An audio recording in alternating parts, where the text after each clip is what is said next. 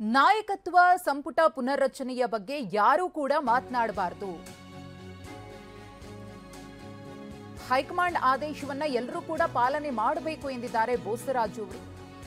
ಎಲ್ಲರೂ ಬಾಯಿ ಮುಚ್ಚಿಕೊಂಡು ಇರಬೇಕು ಎಂದಿದ್ದಾರೆ ಬೋಸರಾಜು. ಸಿಎಂ ಡಿಸಿಎಂ ಹೇಳಿಕೆಯ ನಂತರ ಯಾರೂ ಪ್ರಸ್ತಾಪ ಮಾಡಬಾರದು. ಮಂತ್ರಿಗಳು ಶಾಸಕರು ಅವರ ಕೆಲಸವನ್ನ ಮಾಡಬೇಕು.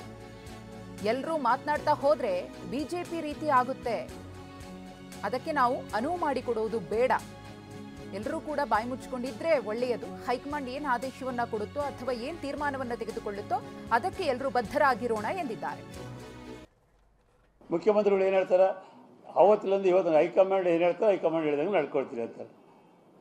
ಬದಲಾವಣೆ ಮಾಡ್ತೀರಾ, ಡಿಸೇಬಲ್ ಮಾಡ್ತೀರಾ ಅಂದರೆ 2.5 ವರ್ಷ ಆಗ್ಯದ. ಹಾಗಾಗಿ ನನ್ನ ಪ್ರಪೋಸಲ್ ಇದೆ, ಹೈಕಮಾಂಡ್ ಒಪ್ಪಿದ್ರೆ ನಾನು ಮಾಡ್ತೀನಿ ಅಂತಾರೆ.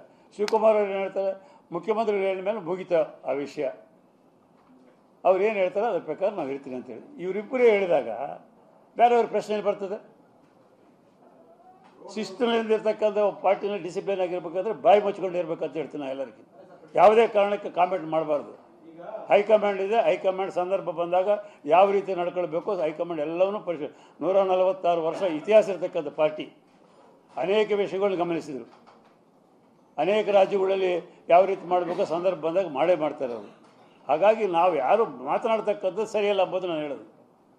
ನಾವು ಮಾಡಬೇಕಾದ ಜವಾಬ್ದಾರಿ MLAಗಳಾಗಿ MLA ಕೆಲಸ ಮಾಡಬೇಕು, ಮಂತ್ರಿಗಳಾಗಿ ಮಂತ್ರಿಗಳು ಕೆಲಸ ಮಾಡಬೇಕು. ಪಾರ್ಟಿ ಬಗ್ಗೆ ಆಡಳಿತ ಬಗ್ಗೆ ಮಾಡೋರು ಮುಖ್ಯಮಂತ್ರಿಗಳಿದ್ದಾರೆ, ಪಾರ್ಟಿ ಅಧ್ಯಕ್ಷರಿದ್ದಾರೆ, ಇವರಿಬ್ಬರ ಮೇಲೆ ಹೈಕಮಾಂಡ್ ಇದೆ. ಅವರು ಮೂರು ಕೂಡಿ ಯಾವತ್ತು ಏನು ಮಾಡಬೇಕಂತಾರೋ ಅದು ಆಗ್ತದೆ. ಎಲ್ಲ ರಾಜ್ಯಗಳಲ್ಲಿ ಆಗಿರ್ತಕ್ಕಂಥದ್ದು ಅದು.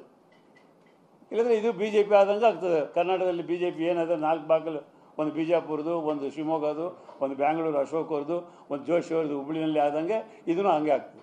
ಅದು ಆಗಬಾರ್ದು ಅಂದರೆ ನಾವೆಲ್ಲರೂ ಬಾಯಿ ಮುಚ್ಕೊಂಡು ಇರಬೇಕು. ಹೈಕಮಾಂಡ್ ಏನು ಹೇಳ್ತದೋ, ಮುಖ್ಯಮಂತ್ರಿಗಳು ನಮ್ಮ ಪ್ರದೇಶ ಕಾಂಗ್ರೆಸ್ ಅಧ್ಯಕ್ಷ ಏನು ಹೇಳ್ತಾರೋ ಅವ್ರ ಮಾತು ಕೇಳ್ಕೊಂಡು ನಮ್ಮ ಕೆಲಸ ನಾವು ಮಾಡಬೇಕು. ಮುಖ್ಯಮಂತ್ರಿಗಳು